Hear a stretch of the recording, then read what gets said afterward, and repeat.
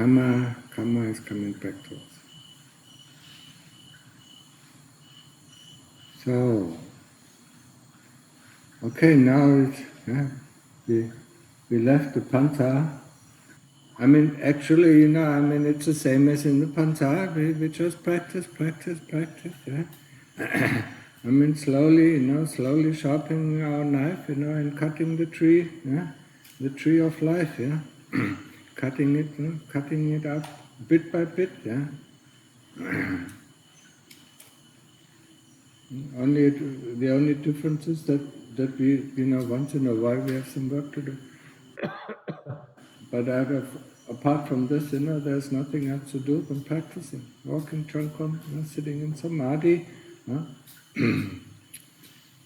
The important things, we know the fourth noble truth. Seen, samadhi, panya. Seen is that we keep the 8 precepts when we're here as a lay person, or when we are mechis. Yeah, we keep the 10 precepts when we are novices, and we keep the 227 precepts when we are monks. Yeah, when we don't go against them. Yeah, not willingly. Yeah, not intentionally. Yeah, knowing. Yeah.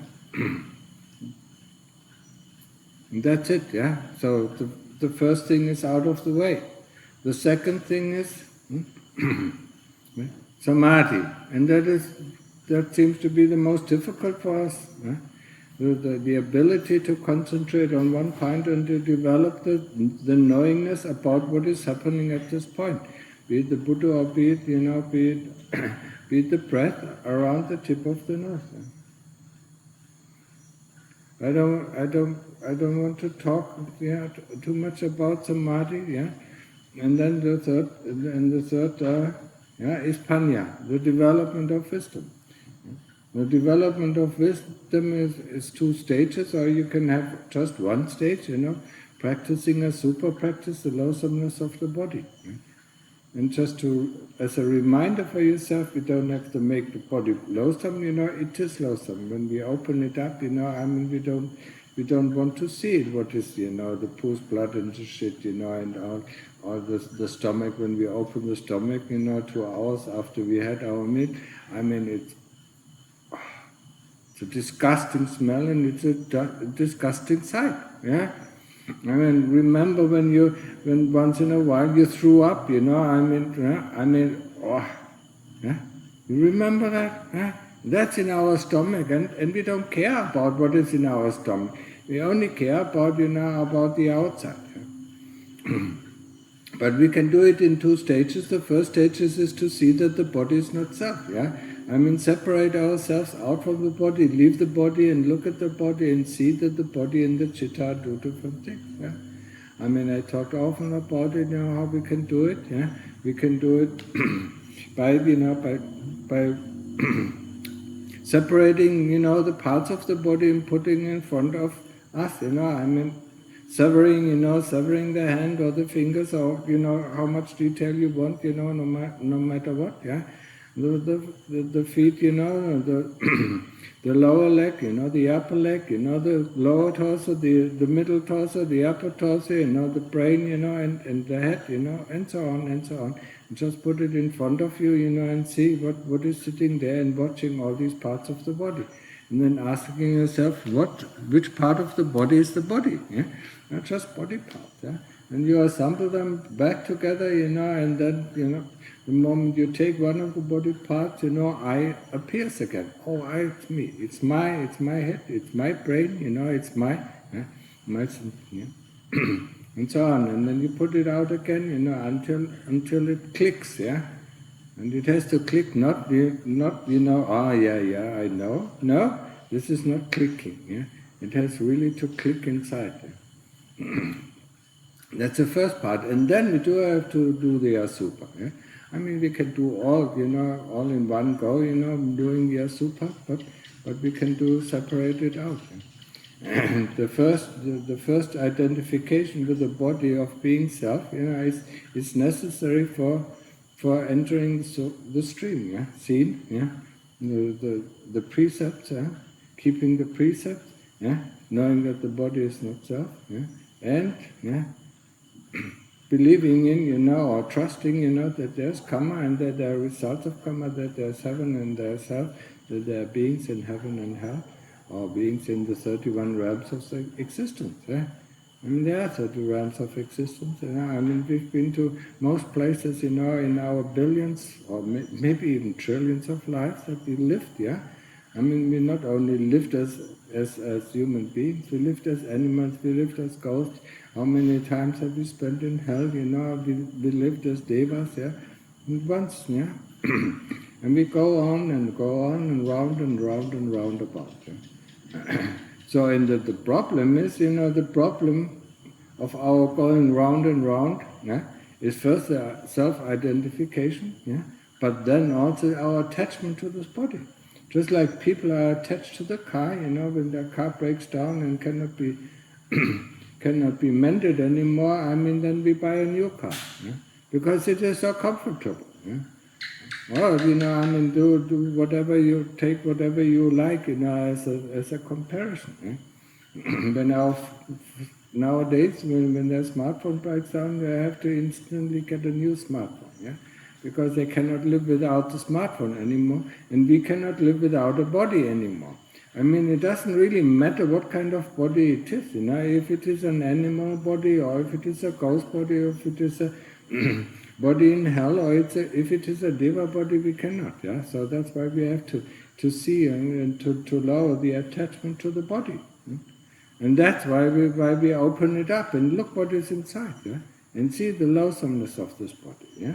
I mean, try, I mean, in the beginning you try to imagine, open up, if you don't like to open up your own body, open up somebody else's body, Take a nice, take the scalpel, and remove the skin, and then look what is underneath the skin, and then remove, remove the flesh, remove the tendons, remove the muscles, what is underneath the muscles, and look until there's nothing left, I mean, you can all place it, in front of you, the tendons, the bones, and then, well, what is there? It's a mess, Or take out the quivering heart, or I mean, or open your scalp, and take out the brain and have it in both of your hands and look at it. That's what makes you think. That's what you think it makes you think. And what is it? It's a mass. Or the nervous system. And all this. It's just information. The nervous system is just an information highway. All these things. And with, remember, I mean, we have the things, greed, hatred, and delusion. Greed, greed and hatred are born within the body. It's not only the body, it's not only the physical body. It is what the body gives us, The smell, the taste, the touch, the hearing, the seeing, That's all, I mean, it is included within the investigation of the body. Don't forget it, Because that's written, I mean, we have to keep the body alive, I mean, for seeing, for doing, I mean, for physical work, and, for all sorts of creation. That's why we love this body, because it can do all sorts of things. And it smells it, it tastes, and all these things, So when you eat in the morning, I mean, separate it out, taste, I mean, stop your mind by thinking this is nice, this is not so nice, this is crunchy or not so crunchy, just feel it, and separate out the taste, It's just 7 tastes, and all the tastes mixed together give a different kind of food, No matter, I mean, you have so many possibilities to mix the 7 tastes, salt, sour, what is it, bitter, and so on, And you mix it in different, in different quantities, and you get a different taste, I mean, that's what we are going for. We're going for the taste, And but the moment, it leaves our our mouth, and goes beyond, goes beyond the senses, it ends up in the stomach, and then it doesn't really matter what we ate, I mean, it depends then on, how the stomach can deal with what we ate, And sometimes you cannot deal with it, because we only go for the taste and not for what the body needs. Yeah? So investigate this. You have every morning at the mealtime you have the opportunity to investigate that. Yeah? Also hearing, investigate hearing. There is hearing. What? Yeah. Last time I told you, the sati. The sati, this knowingness. It knows. Yeah. What sound comes in, when a sound comes in before it actually, enters the ears, and it's the same with the sight. What is sight? Investigate these things. Yeah? What are you seeing? Is that what you're seeing? Because you see something and instantaneous, the the label comes on. Yeah, this is this is that. Is it really this? Ask yourself, is that what I see? Or is it just color and form what I see? Yeah? It's the same with sound. Is that really what I hear? Yeah? What do I hear? What I actually hear? Yeah? Investigate these things. You have 24 hours a day, for doing these things. Yeah? Unless there's some work to do. Yeah? Also, when you sweep, look at the things, and look at your action. When you do walking meditation, be aware of the body movements. Yeah? If you have good concentration, be aware of how the body moves. Yeah? Don't think about it, just be aware of it. Yeah? When you listen, be aware of listening. When you see, be aware of seeing. Yeah? And so on. When you taste, be aware of tasting. So this is, greed and hatred, are rooted within our body, yeah? And we want to see, we want to, we want to taste, we want to feel, we want to touch, and so on. Yeah? And we want to think, yeah? And that's why we take this, Just like, people take a car because they want to go far, They want to feel comfortable, they want to have an air conditioner, they want to have an air conditioner in the car, they want to have a radio in the car, so they get distracted from all these things, yeah? And that's what distracts us from reality, yeah? And then delusion is, being deluded about what we see, yeah? Once we investigated the body to the fullest, we can enter, the state of anagami or non-returner, yeah? But the non-returner still has to investigate delusion, yeah? Delusion are formed, formed in between thoughts and memories, it's a combination of thoughts and memories, yeah? It's very difficult to grasp, yeah? Because it goes so fast, yeah? Memory and thoughts are going hand in hand. It's very very small threaded. Very intertwined. Yeah, and it is very difficult to break. To see, what is thought, and what is thought and what is memory and association, because it goes so far. So. Our sati has to be up to the speed, yeah.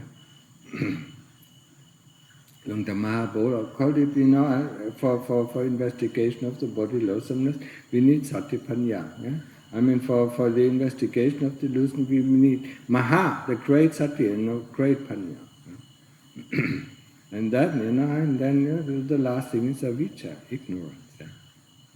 What is ignorance? It's not our ignorance. People believe, ignorance and delusion, what is the difference? No, ignorance, avijja is avijja is ignorant about itself.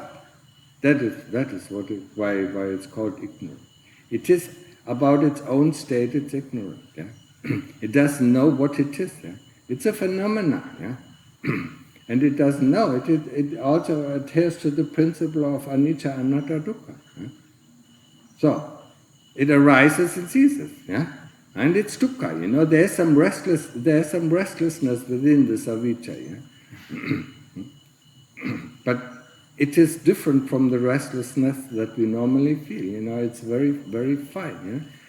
It's a burning, and there's a dukkha in it, and it's a burning dukkha. Yeah? Anyway, we hardly get to this point. So what is the point of talking about it? let's go first to the stage of Sotapanna, and then go to the stage of Anagami, and then once we are at Anagami, we can talk about avijja. Okay, so that is enough, it's just a reminder, for why we are here. We are here to break out of the prison, and the biggest prison is the prison of this body, is the stage of Anagami, because then we know we don't come back anymore. Not in this prison of the body, not in the prison of other bodies, light bodies or whatever bodies there are. Okay, if you have any questions, you can ask them now. Otherwise, there are some questions you can ask. Yeah? There is a sutra. What? There is a sutra in the Pali Canon. Yeah? Where a man come to talk to the Buddha. Yeah? And he said to him that people say that you teach that everything that happened to human is due to his karma. Yeah? The Buddha answered, no, that is not what I teach. Yeah? And he said, later, I don't recall it by heart, but he said that karma is only one of fifth or sixth, if I recall correctly, laws that govern what happened to human. But yet, I see like in the Buddhist society, like everyone think that everything that happened to people is due to his karma. No, I never say, everything, yeah? 99.9% of what is happening to you is karma. The Lord Buddha even, what I recall, yeah? But if you show me the sutta, then about Pali, you can quote me wrong, I can be quite wrong, yeah? But what I remember is what the Lord Buddha said, that most of, 99%, of what is happening to us is due to our karma, yeah? But he said there is chances, yeah, that can happen to you. Just look at yourself, look at yourself, what is happening to you, and then, find the cause of this karma, and you will see that most of it is karma. Yeah? But, what is the point, of arguing that there are other things? The point is, I saw that in the Buddhist society, Yeah? people tend to blame the victim. I've saw many times that people blame people, for example, from Africa for being, because they are poor. Yeah? They say that they might deserve it because of their karma. They were born in a poor country. But the Buddha said, if I recall correctly, one of the laws is where you are born. Yeah? One of the laws, apart from karma, Yeah? like where you are born, has nothing to do with your karma, and weather too, if I recall correctly, has nothing to do with your karma. A rain can fall. They show me, because where you're born, it is not only because of your karma, it's also because of your connection with the people where you are born. So, in these connections are due to your karma, the people that you meet in this life, and you get very friendly, very comfortable with it, and then you're very likely, to be born in the same area where these people live. Yeah? So, I don't know what to say. I have to read the sutta, show me the sutta, and then I read it, and then I can answer you. But, I'm unaware. I'm only aware of the statement of the Lord Buddha that said, there are chances, but what is happening to us is mostly our karma. It is wrong when you say everything is due to our karma. Yeah? But what does it matter? Yeah? The question is, what does it matter? We can see what is coming back to us is because of our own doing. Yeah? Most of us, I checked it, for 20 or 30 years, I checked it for myself, yeah. And yes, there are some things that happened to me I couldn't relate to as being my karma. But 99.9% was karma, yeah. I saw it within myself. What creates karma? What creates this kind of karma that happens to me, yeah. And then I see that I have this root within myself. So I'm using this karma that comes back to me as a remedy, to remove the roots of this kind of, what creates this kind of karma. That's all, yeah. I mean, think about what you want, I mean, that's how I, that's how I practice, yeah. I mean, whatever happened to me, I reflected about myself. Do you have the same thing, yeah? Because most of it is a projection, yeah. It's a projection. We project, our own doings onto somebody else, and we loathe it, and then I took it back to see and see the other person as a mirror, or whatever is happening to us as a mirror, that reflects my own doing, yeah? And then I got rid of it, yeah? Because if you think, somebody else does it onto you, or this is doing onto you, and you have no reign over it, then it is the same as believing in God, who has the power, to manipulate you. No, whatever you do, it is of your own doing, of your own volition. Yeah? But show me the sutta. Maybe I understand it differently. Yeah? Sure, I just need access to internet or my phone. Yeah, give me the number. No, you don't need it, because we have the middle length saying. You have the middle Nikaya? Yeah, oh, sure. Of course. Yeah.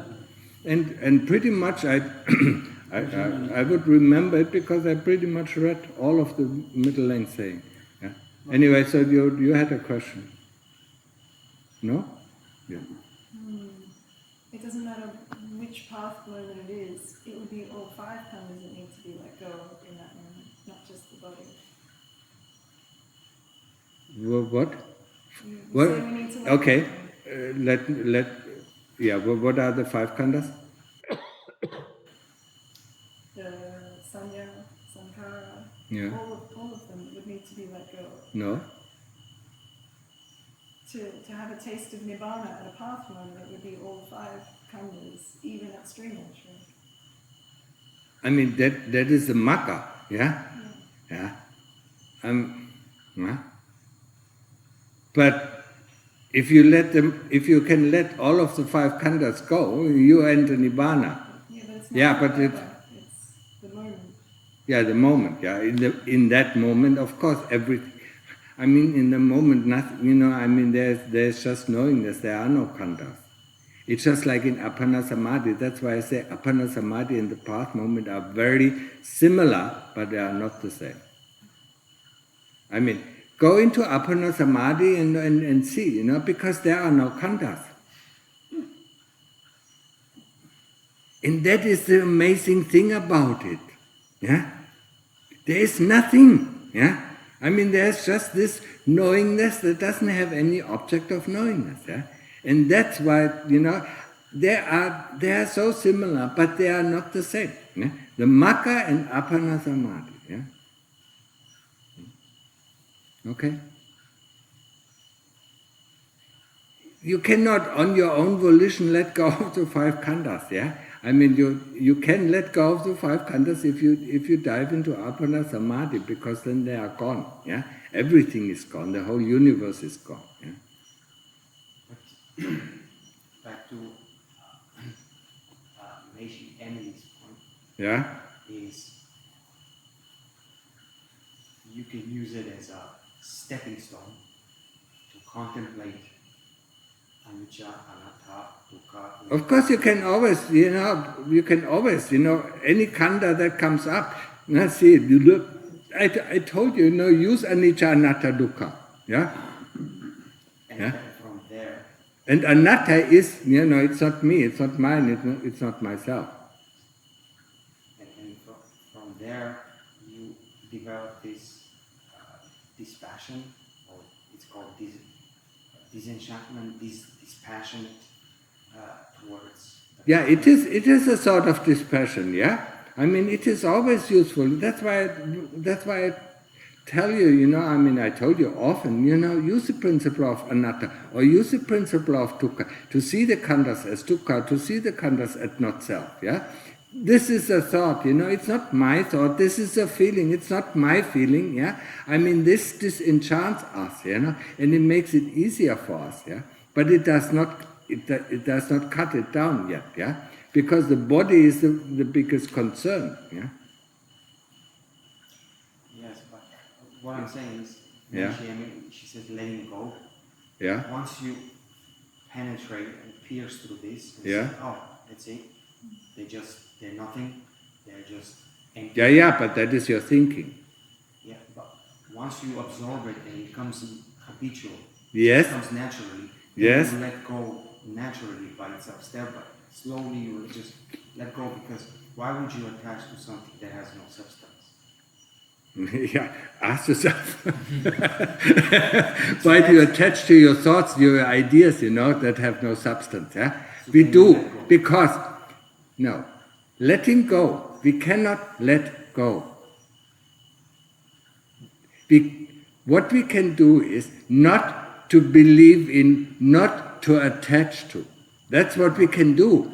But we cannot let go. The heart is the only principle that can let go. But the heart has to understand that what it does is harmful to itself. If it does not understand it truly, it will not let go. Yeah? I mean, I was in the same delusion, when I came from the West, everybody said, let go, and I said, I can't let this go, I mean, it's constantly popping up again. Huh? It's constantly coming and bothering me, even though I know it is not, I mean, it's just, useless, yeah? And it's still coming up, yeah? And then I came to Silung Mahabua, and I was in his temple, and after a while he said, some people think, letting go, I mean, we cannot let go, yeah? And he compared with an ant that is on the roof, and wants to go down to the floor. All what the ant can do, yeah? I mean, of course it can let go, but it does not know the command to let go, yeah? I mean, of course it can fall from the roof down to, from the ceiling down to the floor, yeah? But it doesn't know this command, yeah? The command it knows is, 1 foot, all these foots, I mean, in one direction, and then slowly climb along the ceiling, go down, one of the pillars, and then go down to the floor, then it is on the floor. That's what the ant know. And that's how we have to do it, yeah? We have to do it in the way of investigating feelings, investigating thoughts, investigating, until, that's the only thing. We cannot let go, yeah? I mean, we can use the principles, to disenchant ourselves from it so that it becomes easier, and to teach the heart. That's why I always say, teach the heart. Do you see what you're doing? And you will be so amazed. The heart says, no. It doesn't see the harm. So you really have to show it, 100 times, 1,000 times, 10,000 times, 100,000 times. Do you really know what you're doing? Do you know how much harm you do to yourself? Until the heart understands. In that moment, the moment the heart understands that it is painful what it's doing, it lets go instantly. Even though the thoughts are coming up, but the heart does not have the will, no drive to do it anymore. That's why I use the example, if somebody, if a little child has a hand on the fire, yeah, but it's always looking outside, the other way, yeah, and that's what we are doing. Actually, we are looking at, yeah, we are turning our head around, yeah, and we're not looking at other people, what other people are doing. We're looking at ourselves, what we are doing. And the moment the child sees, it doesn't have to say to itself, let go. It automatically withdraws the hand, yeah? It doesn't have to tell itself. It sees, boop, gone, yeah? And that's the way of the heart. But, I mean, I also quickly realized that, for me personally, I had this notion that, well, you reach a point where you think, thoughts are not going to appear, the perceptions are gone, the sankharas are gone, Yeah. But I think, for example, Ajahn Mun, Yeah. such an accomplished Yeah. person, he said sometimes,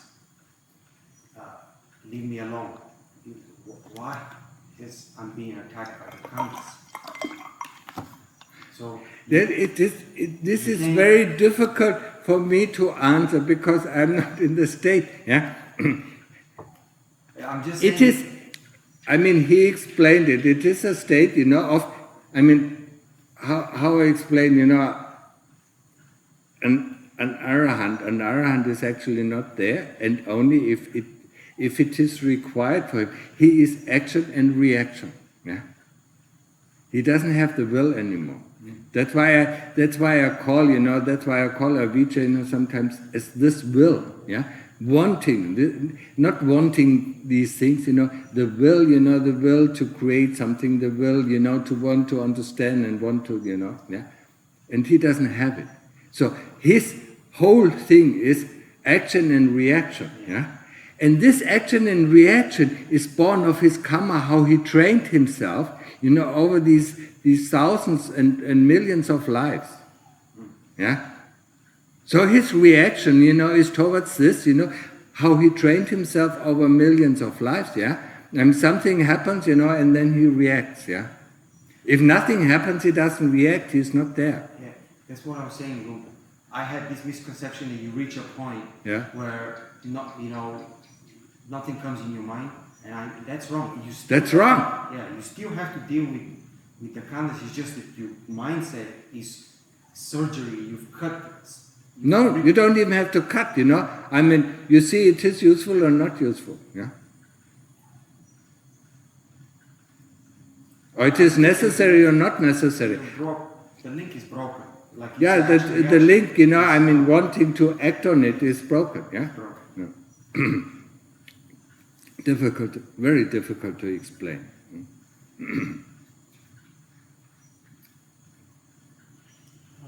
Another question, please. If I recall correctly, the Buddha said that any kind of worship is useless. What? Any kind of worship is useless. Is what? Useless. Worship is useless. You did? Useless. Useless? Yeah. Yeah. Yeah, he said that. So I'm wondering, where is the line that separates reverence from worshipping? Because I see that in many traditions, but in many chants, the Buddhists are asking protection from the Buddha. Isn't that worship? This is so difficult for me to answer, because I don't know. I mean, I don't worship, the Lord Buddha, but I see him as my teacher. Yeah, I revere him, and I trust him. Yeah? Not only, in the beginning I trusted him 100%, and then I trusted him 1000%. The longer I go his path, the more I feel the trust, It is faith, trust. Worshipping is something, I mean, it is more like asking, asking the Lord Buddha to, to be of assistance to you. But I don't know really, because I never worshipped anybody. Yeah. So I really cannot answer this. Yeah, maybe somebody else can answer this. The difference between worship and reverence. Yeah. I mean, I revere, I respect all people. Yeah, but I have a great reverence to my reverence to my teacher, to my Nunta Mahaboy. Yeah, I mean, I think he's one of the greatest, or the greatest. Yeah. To answer the question is sadha. You develop faith. Yeah. From there you develop confidence, asada, and from confidence springs reverence. So when you say confident, I am confident in that man that who lived almost 2,700 years ago. Yeah. And I'm in awe when I read what he said. Yeah. It's all true. Yeah. And I know because it's from my own experience, not because somebody told me. Yeah. And that is reverence, because he went. We are not alone here. He's here. Yeah. He might be dead physically, but we bow to him because he's alive. I can feel him. He's here. He's watching us now. Yeah, Buddha, Dhamma, and Sangha. Yes, you can see it as this. I mean, I would describe it differently, but everybody describes it differently, you know. I would just say faith, you know. I have faith, you know, in in his teaching. Yeah, I mean. But it's not a blind faith. It's not blind. No, of course it's not. Blind. Through your own experience. Yeah. Said that what he said is true. Yeah. I mean, in the beginning, of course, I also, you know, I mean, this sounds that sounds very strange, you know. I mean, how can that be true, you know? Until I came to the stage to understand, that this was true. Yeah. So, anyway, so let's get the questions. Yeah.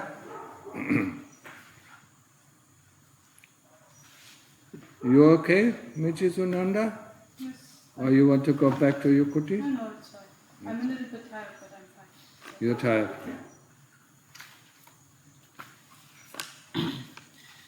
When I meditated over the last several weeks, I got fragments of images of past experiences from when I was very young. My mind seems to be putting these images together and trying to convince me that something very bad happened to me at that time. Though I do not have a specific memory of the event, only images of experiences around it. Is this a trick of the mind, or is it possible that repressed memory is beginning to surface because of the meditation? When this happens, I find it confusing and disturbing, and I find it hard to remain with the meditation object afterwards.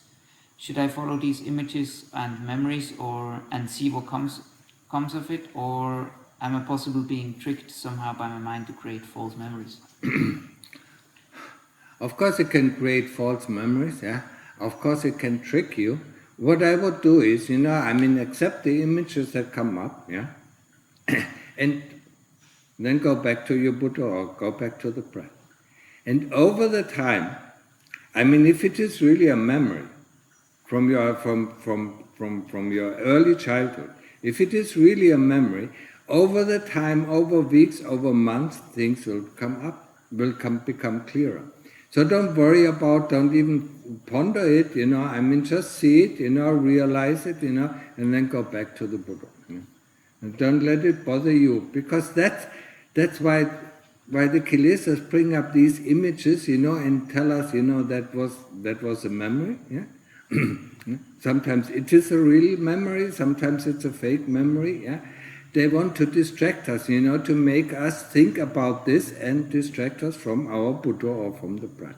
So my advice is, recognize them, okay, there's a memory or there is this image, and let's go back to the Buddha. Yeah? Don't pay too much attention on it. Yeah? The moment you think about it, you are out. You're out of your practice. Yeah, and if it is really a memory of your past life, yeah, sometimes these can happen. Yeah, or if it is a memory of your early childhood, yeah, over the time, if there are real memories, they will come up and show you the whole story. Yeah? So don't worry about it. Yeah. Next. And same person. I have practiced Satipatthana Vipassana for 2 years. It's like Mahasi. Yeah. So I have a habit of noting, thinking, feeling, seeing and hearing. Yeah. When I meditate, and sometimes outside of meditation, I am now trying to develop Anapanasati like you teach, to see what kind of benefits it might bring, and sometimes when my thoughts are very distracting and persistent, I note thinking, yeah. until I'm not distracted and can return to the breath again. Yeah. Is it okay to blend these two techniques together in this way? Yeah, in the beginning, certainly yes. Yeah, sometimes I even say, in the beginning, if it is so difficult, just say, there's a thought, and then go back to the Buddha, or there's a feeling, go back to the Buddha, and note these things. Yeah, this noting these things, is the first step, to the knowingness. Yeah, so it's not wrong. Yeah? But in the end, he just should know, yeah, and not note it. Note it is an act of thinking, and it is not really helpful in the long run, for our getting into one point of view. Yeah? But in the beginning, it's okay. Yeah. And there's one thing that bugs me a little. The people teach there that it's all Satipatthana Vipassana meditation, this noting. Yeah. And sometimes people write, I'm doing Satipatthana Vipassana, and they do Mahasi noting thing. Yeah, but there's nothing about Vipassana. Vipassana is inside meditation. Yeah? Noting things is not inside. because you can note until the end of your life, and this, things will just appear. Vipassana is insight into the matter of things, that these things, rooted because of this, rooted in our ego, rooted in our hate, or in despise, and where this hate is coming from, and so on. That is Vipassana. To go deeper, noting is the first thing, knowing that these things appear is the first thing, but then you have to ask what came before this, and that is Vipassana. Rolling back, investigating and asking ourselves.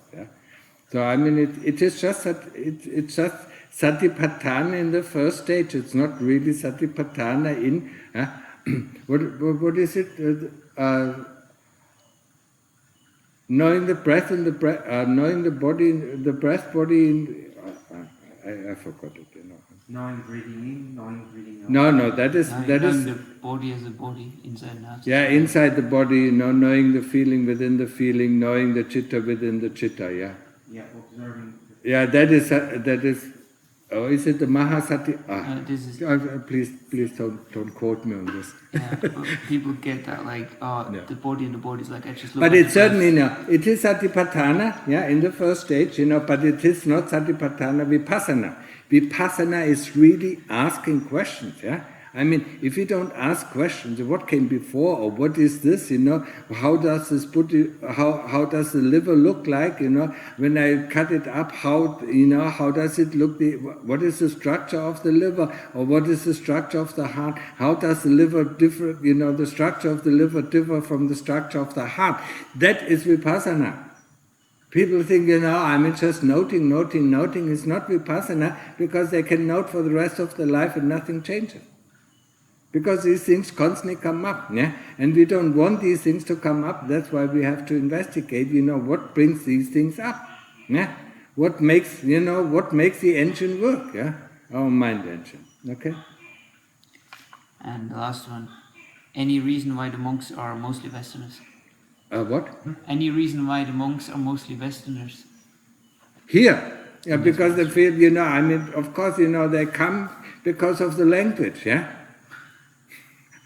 It is easier to understand your own, most of the people in West, speak English. So, it is much easier, to come if you want to understand, and if you have a teacher that speaks your language, Dhamma should be taught in the language, in our own language. So that is where we understand best, If our language is not English, but, we are very used to English, then that is okay, But Dhamma, if I teach Dhamma in German, it is on a different level, for the people who understand it, It is much clearer, much more precise, than when I speak in English, So, actually, the Dhamma should be taught, in the language of the listeners, But because most of you understand English, that's why I talk English, and that's what attracts other Westerners to come here,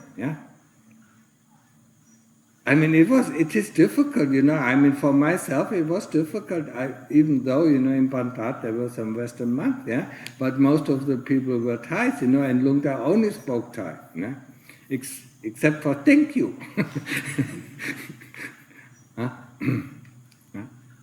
So, whatever, that's why we are Westerners. Most of us are Westerners. But in the beginning it was different, there were a few Thais, So. Okay, all of the questions? No more questions? Or? Good. And then we end the session. I wish you all